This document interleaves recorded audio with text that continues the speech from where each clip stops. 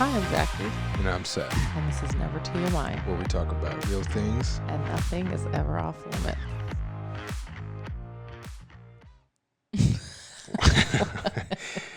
If you guys are watching, you might understand the pause if you're listening. Don't watch. I literally look like a 12-year-old boy.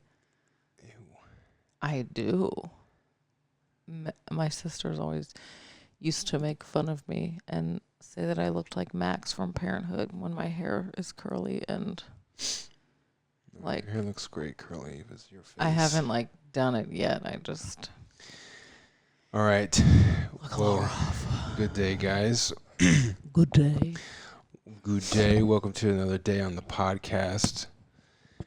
And today we are going to do just a brief episode in light of the upcoming holiday. And this, for all of my gentlemen listening, this is your fair warning for Valentine's Day, which is in 5 days, I believe, from Tuesday. The launch of this episode. So just go do something. You can say you've been warned now, and that includes myself. So the countdown is on. Yeah. But today we're just going to touch on, I guess we can call it our Valentine's Day ep. Wait, pause. Do you remember Michael Todd? He's like a preacher, right? Preacher sounds so serious. But I'm sure a lot of people know who he is. But if you don't, he is the preacher for lead pastor. The pastor. I'm not looking for the word preacher. He's the lead pastor for Transformation Church in Tulsa, Oklahoma. And it was just funny because he made like a Valentine's Day video probably last year, a couple years ago. And it was just the whole point was a warning to the men to go do something. You have no excuse. Get some flowers or do something. But it was just funny because it definitely was you got no excuse. You better make something happen. Right. It was funny. You've been warned. Yeah. So. But anyway, sorry, keep going. That reminded me of that. No, but yeah, we're just going to do, a couple tips on keeping romance in the relationship as we near Valentine's Day, and hopefully you guys are planning to do something. If not, guys, I would challenge you to step up, take charge, be the leader in your relationship, and do something special for your bride. But yeah, what? Also, should we fill him in on the past few days? Seth's been quarantined. We don't know what it was.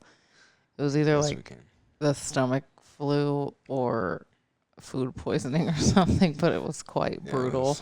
So the past few days have been a little crazy. It's just been me and the girls, which is great. It's been actually really special time, but it's just been a lot too. But today is his first official day back into this home and into any other room but our bedroom because I locked him in here. I just was I cannot get sick. So yeah, that's been our past week. But yes, with Valentine's Day coming up, I don't know. Again, like we said, it'll kind of be a more brief episode, but I actually posted a video recently on my TikTok.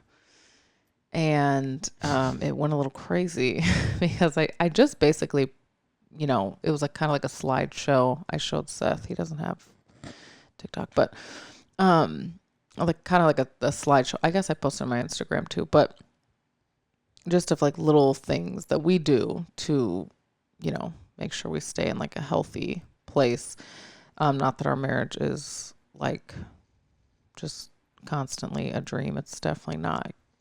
But yeah, and people had a lot of things to say about it, specifically about the scheduling sex part, which is always such the crowd goes wild whenever I mention that. But, so we're kind of, this wasn't the plan, but it does remind me of that. And so I feel like we can kind of just, I don't know, share a few things that we do or just a few ideas. I know I know there's a lot of people that can relate to certain things, or, you know, I love hearing other people's like little tips and tricks and what works for them. Like, honestly, a lot of the things that we do, I feel like come from things that we've heard from others or that we've learned.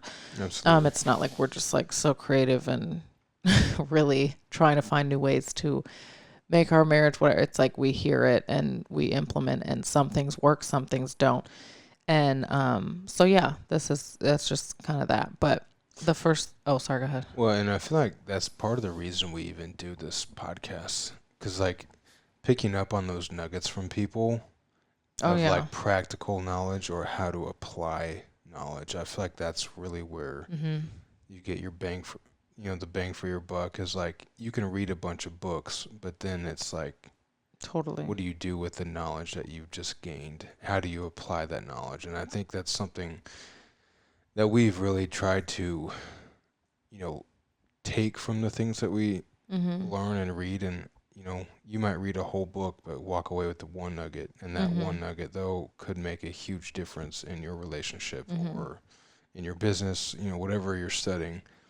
And I think that's kind of the point, that at least I've seen it getting to a point of like, as you read books, as you listen to podcasts, like I'm not listening for like these brand new grand ideas. I'm listening for those little pieces of advice that are practical, that like, how can I apply, some of these concepts? And sometimes, it definitely depends what it is, but if it's a new topic, then that's a different story. But for some of the same things you hear over and over, or same concepts, it's like, how can I do a better job at what I do with what I'm doing? And so hopefully you guys can see some value in that. But so the first thing we said on our we got 5 things for you today, and the first one is flirt.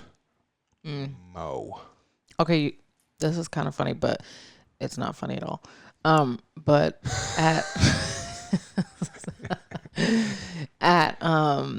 any like wedding party or like bridal, at least I have 4 sisters, so there's like just a lot of girls, a lot of friends, a lot of family friends that are just female.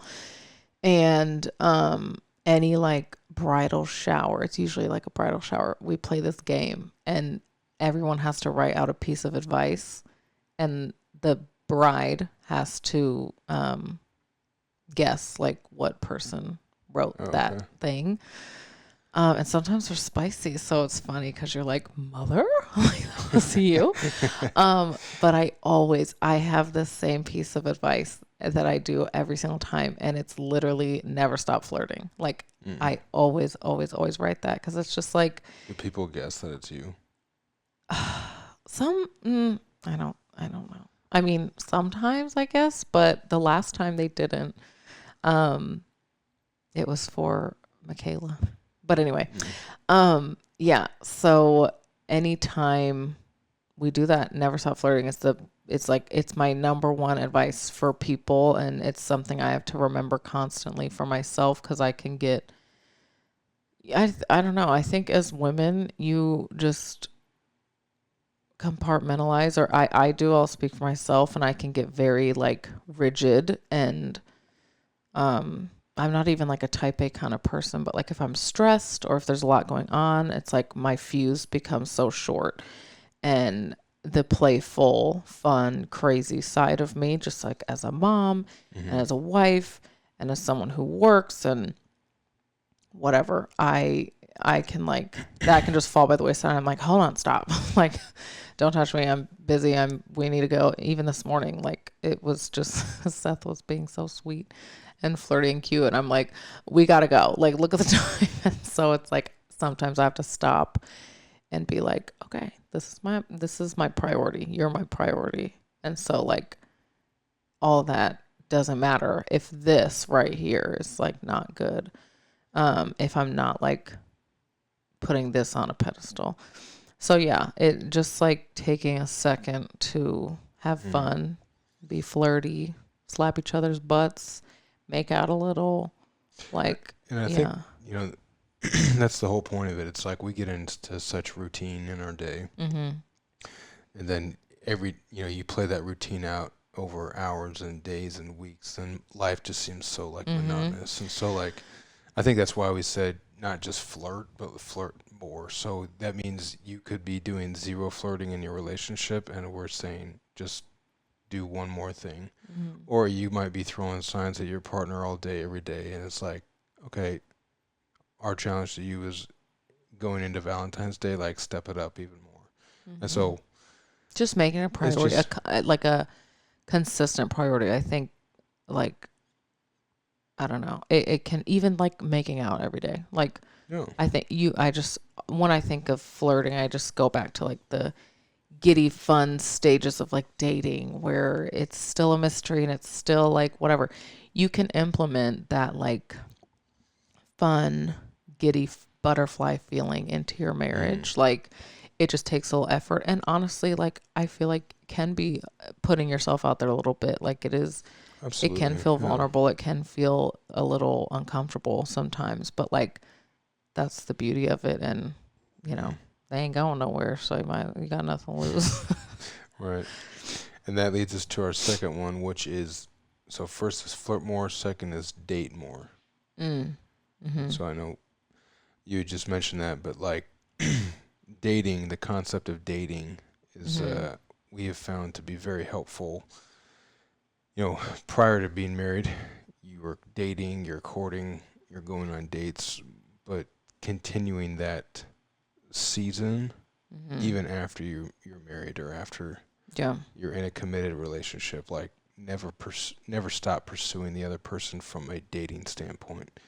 And that's, what does that look like? That looks like going out, having a special night in, like just setting a set aside time in your schedule consistently.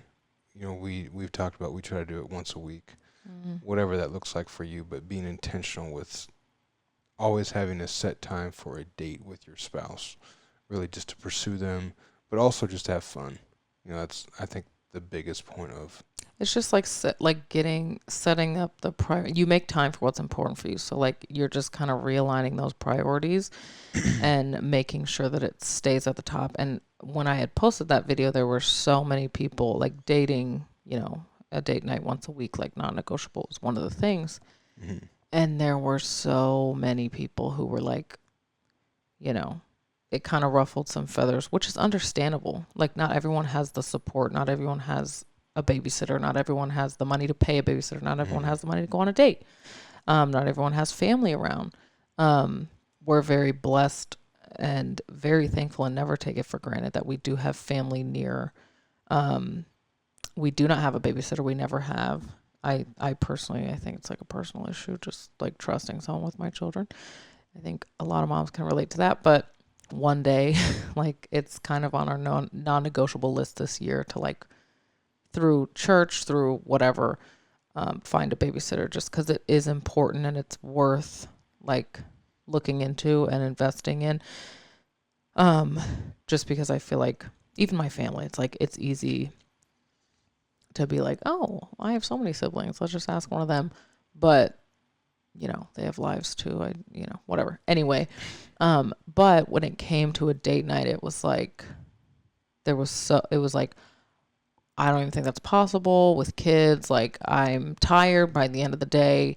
So when they go to sleep, I want to go to sleep, or, I can't afford a babysitter, or I don't want to, like, I don't trust anyone with my kids. Like, how do you make it happen? And it literally just comes down. There's so many different tangible ways to make it happen, but I think it's the intentionality that matters. So even if once a week you put your kids down and you went downstairs and you sat in the living room and you set up a little picnic and poured some wine and ordered something in instead of making dinner, or like, you make the kids a quick dinner and then you guys have something special, or make something together, have like a game night. You can, like, there's so many, it's the intentionality behind it. It doesn't have to be this grandiose thing.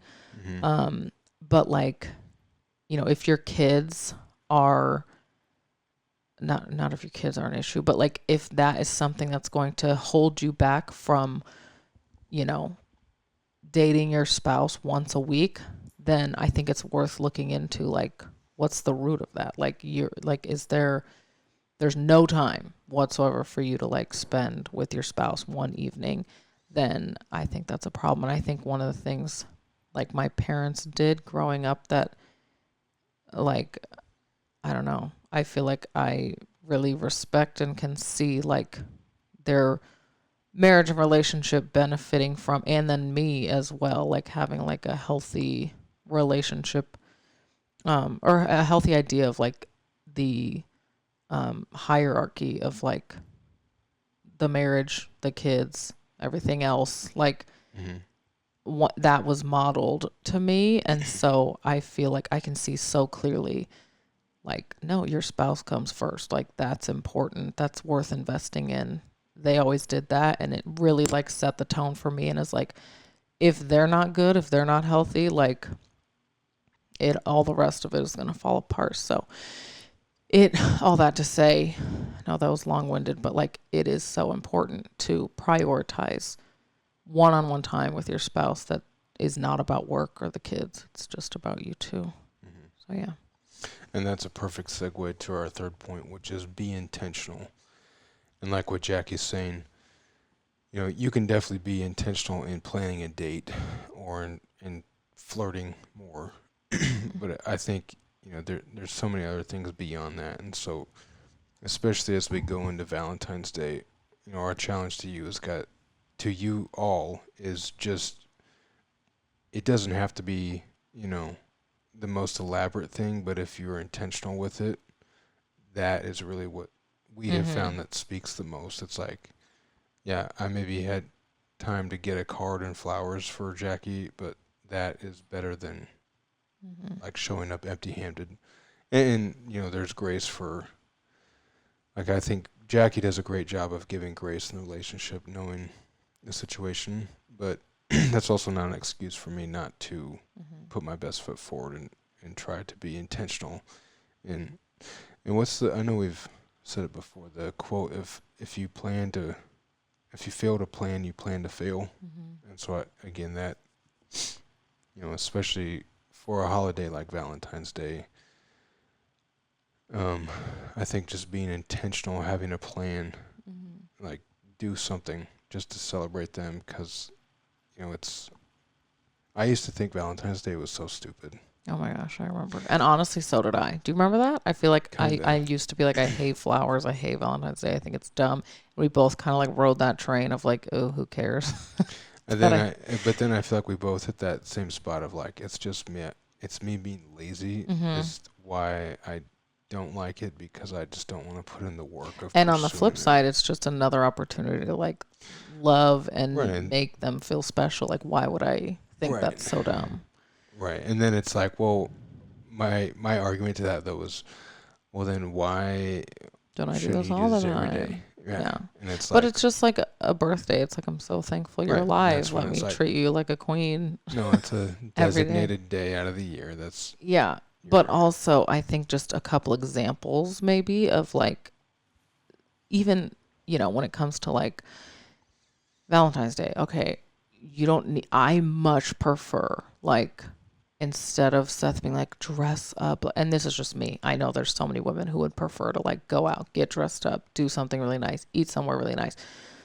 Like, I'm such a homebody, so my point is like, the money doesn't matter. Like, for Seth to throw hundreds at like a date, I would much rather it be free and he write me a love letter and like we're at home and we watch a movie together that I want to watch or something like that. Like, so again, it's not about like what it looks like, but like little things. And even apart from Valentine's Day, like in life, just intentionality will change everything. Like listening, that's something I need to get better in, because like I can be on my phone and Seth is talking to me, but like it will go so far if I'm working on like being an intentional listener. Like, let me make eye contact. Let me listen to what he's actually saying and make him feel valued and cared for. And I'll never forget, I went to dinner one time. This was before I moved from Chicago, and I was actually talking to them about you.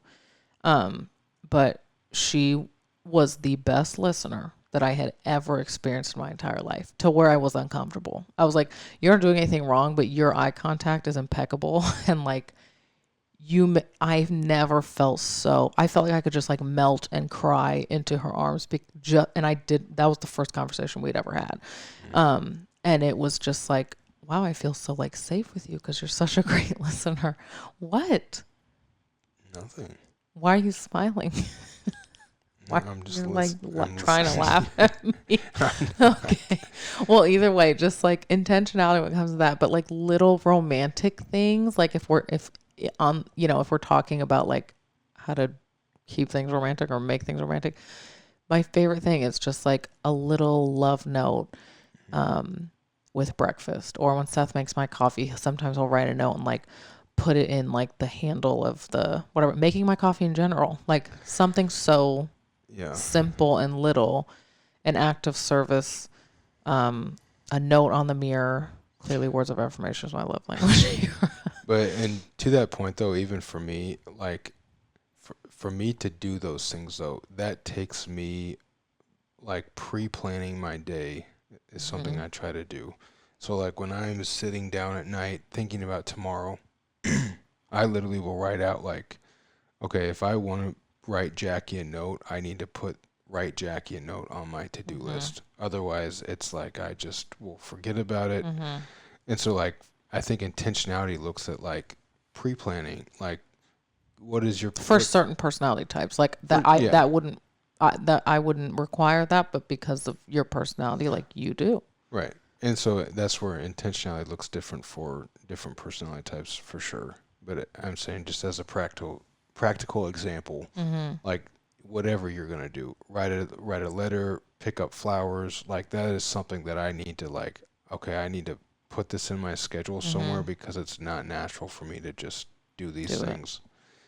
And that is, I think, an example of being intentional from a practical standpoint. So, yeah, absolutely.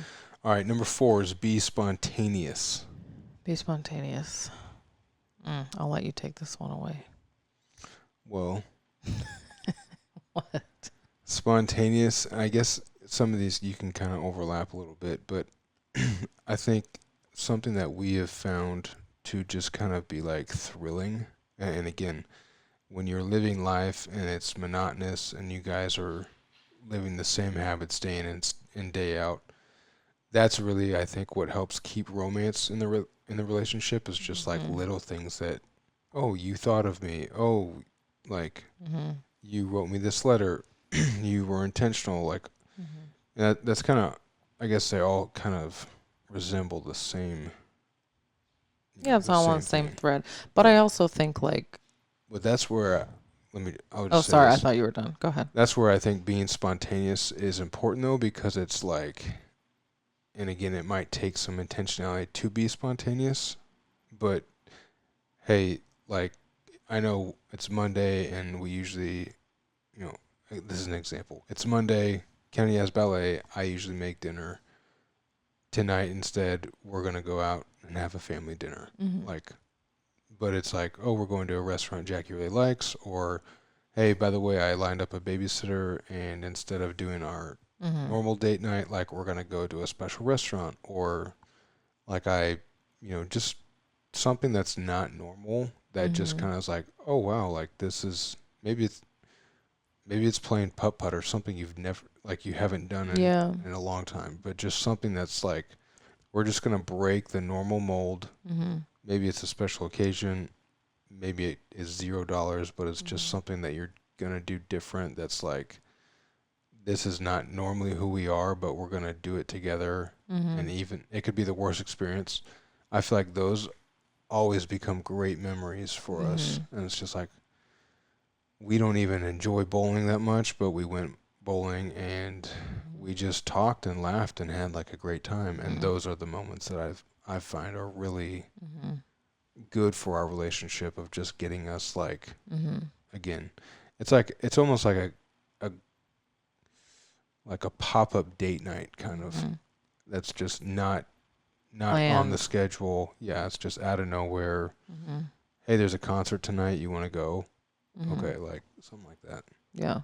And that, absolutely. It can be tough when I feel like you can kind of feel over time when things are getting a little monotonous. And so it's like, okay, whoever kind of notices it first, it's like, let's do something a little different. And yeah, don't like, life is so rigid and scheduled and stressful sometimes. And so like, don't be afraid to just be like, let's go get some drinks and let's go to a bar. Let's have fun. Like, let's just sit and talk and laugh and do nothing. And like, just being open-minded to not feeling like it has to be or look a certain way, like your life or your evening, or like, I don't know, like the dishes can wait. Sometimes the to-do list can wait, and just be open to like just being a little bit more free.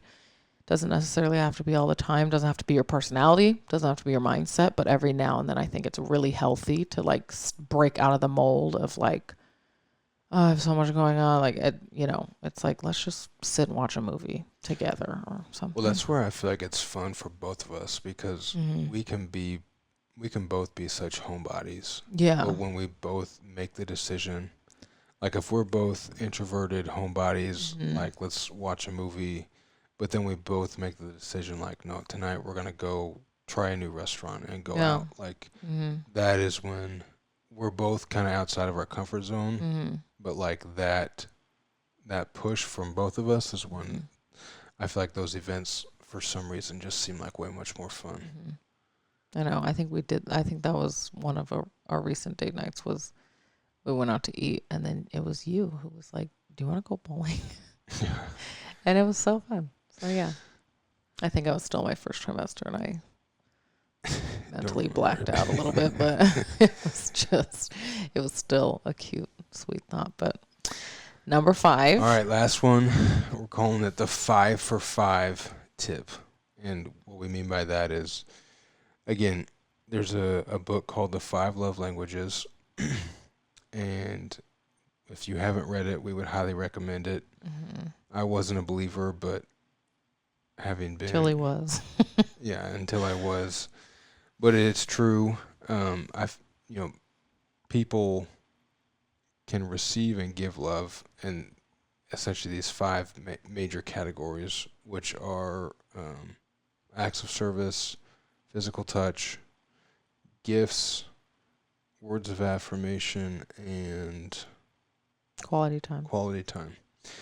And so, there's a priority for each person of those 5 buckets, I guess.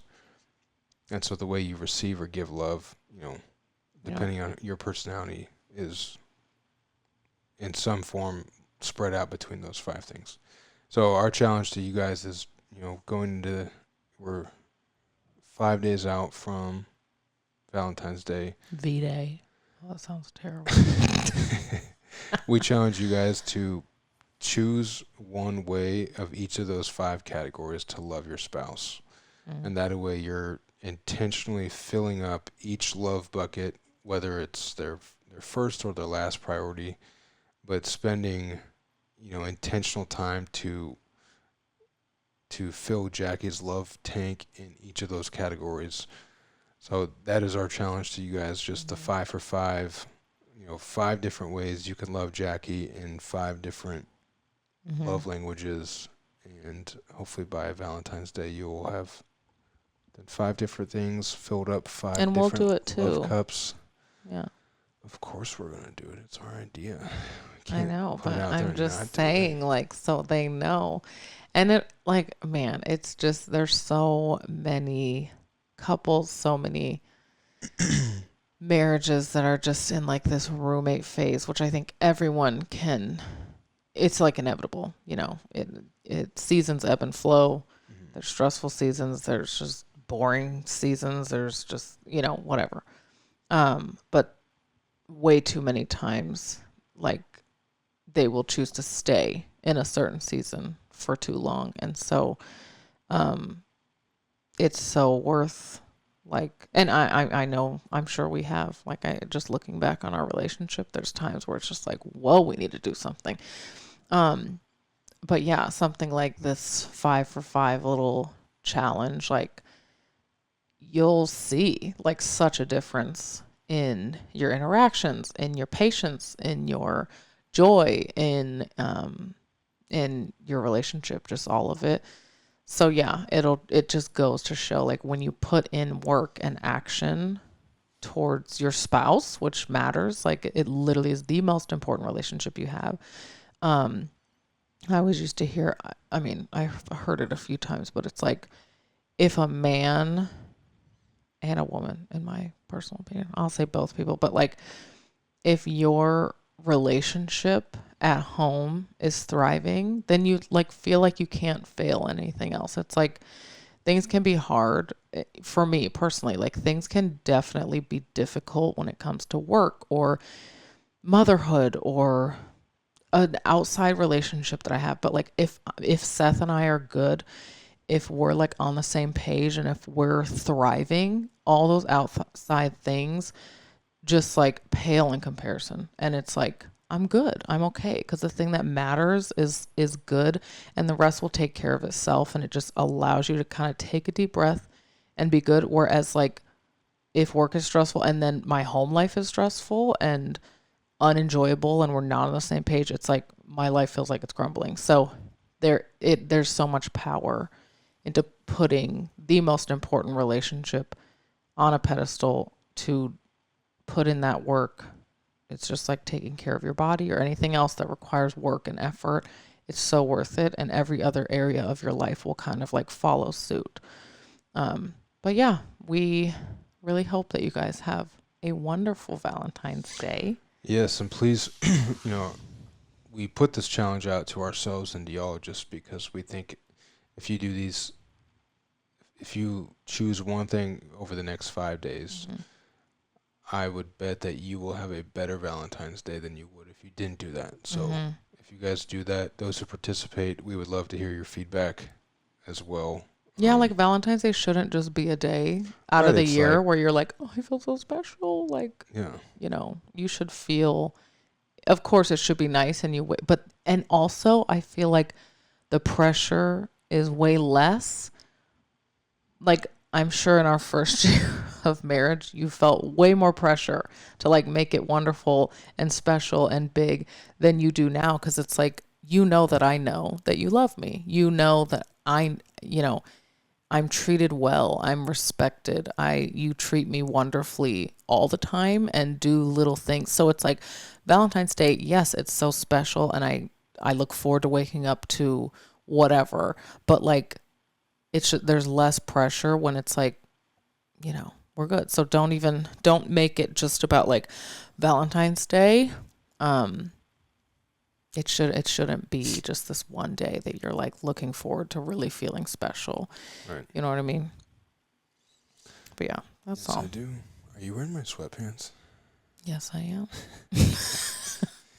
You act like Seth is the worst. We can end on this note. You're the worst to share clothes with. I am so pregnant. No clothes fit me. And the other day I'm like, can I wear this shirt? And he's like scrounging to look for my shirts. And I'm like, I want to wear one of your shirts because it's looser. And he's like looking through my drawers, throwing me shirts that I wouldn't want to wear. You're stingy when it comes to your clothes. If you take it, I don't see it for like 3 months. So we don't have washer dryer. So I do know that when I wear it. I know these are freshly washed too. Again, so the five. Did you just tips. Cut me off to move on? Again, anyway, back to so what were the 5 tips again? You're asking me, the one who doesn't have the list. Flirt more. Let me see. Flirt more. Be intentional. Be spontaneous. Nice. 5 for 5. And what was number 4? Love like. Oh no, sorry. What was it? Date more. Date more. Nice. Good job. Good job. Thank you. All right, guys. That's all we have for today. Again, happy Valentine's Day next week. And until next time, I am Seth. And I'm Jack. And this is Never TMI. And we are signing off. Peace out.